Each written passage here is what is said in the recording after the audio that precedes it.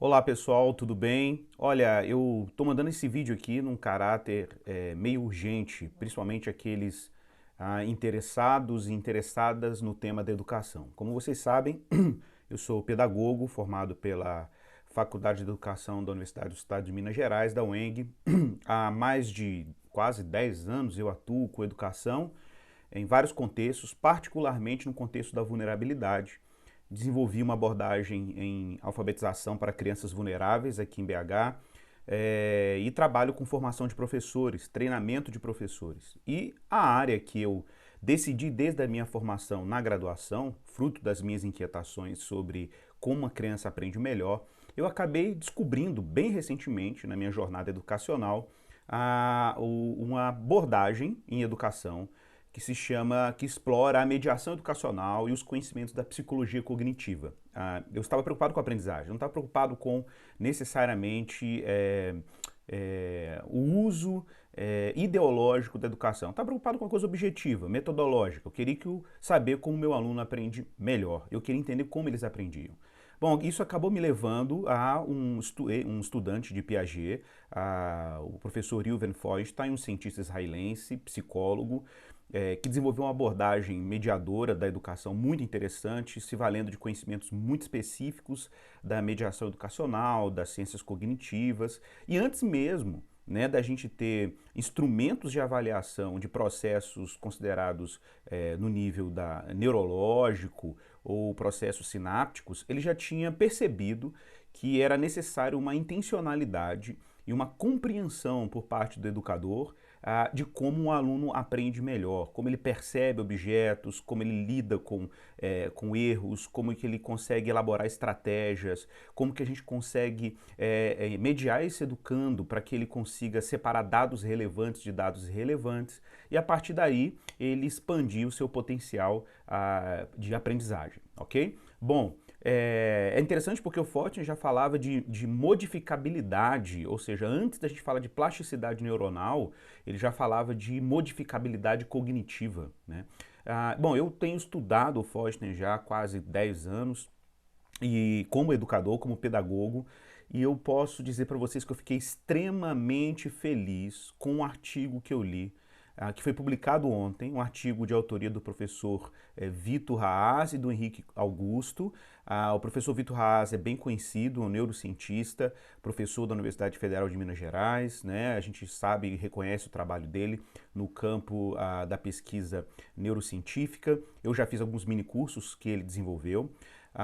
E eu tenho tido assim muita apreciação dos textos dele, porque ele tem insistido numa coisa que eu tenho falado com frequência aqui, principalmente nesse ambiente de crítica a Paulo Freire ou coisa dessa natureza, que eu não acho que essas críticas são de todas desprezíveis. Existe, claro, um lado aí, uma crítica meio infantilizada, pouco consciente, né, do que é Paulo Freire, mas por outro lado eu reconheço que Paulo Freire não é a resposta para os nossos problemas educacionais. Nós temos um problema metodológico e o Vitor Haas foi muito feliz nesse artigo junto com o Henrique a respeito do fracasso da pedagogia. Então busque aí Gazeta do Povo. Eu vou deixar aqui embaixo nos comentários desse vídeo aqui no Facebook.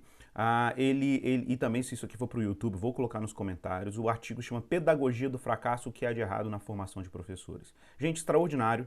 Ele faz uma revisão bem breve, claro, dos 3 clássicos da pedagogia, Vallon, Vygotsky e Piaget. E depois de fazer uma análise desses 3 autores, um en passant, claro, de caráter introdutório, ele propõe alguns limites dessas abordagens e como elas são amplamente utilizadas na formação de pedagogia. Autores que, vamos dizer assim, o mais novo deles, vamos dizer assim, morreu na década de 80, que foi Piaget, e de 80 para cá, gente, as neurociências, né, e a compreensão de como o ser humano aprende, baseada em evidências, principalmente os avanços das neurociências e da psicologia cognitiva, foram absurdas.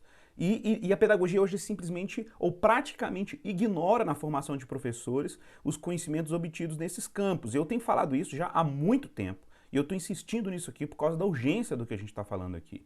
Pessoal, o Brasil tem um problema educacional e o nosso problema educacional é metodológico.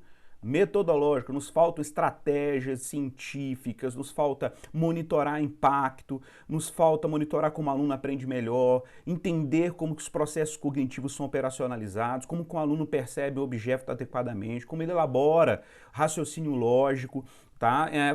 Como que o nosso aluno, por exemplo, supera os problemas de atenção, que são problemas típicos da nossa cultura hiperconectada, das telas, né? Então existem uma série de saberes e conhecimentos produzidos pela psicologia cognitiva e pela neurociência que estão sendo absolutamente ignorados, ou quase totalmente ignorados, pela formação pedagógica contemporânea. A gente precisa ser bem objetivo. Eu preciso que o meu aluno aprenda melhor, interprete melhor, que ele faça cálculos matemáticos melhor, que ele consiga elaborar soluções para problemas de forma objetiva, elaborar procedimentos metodológicos.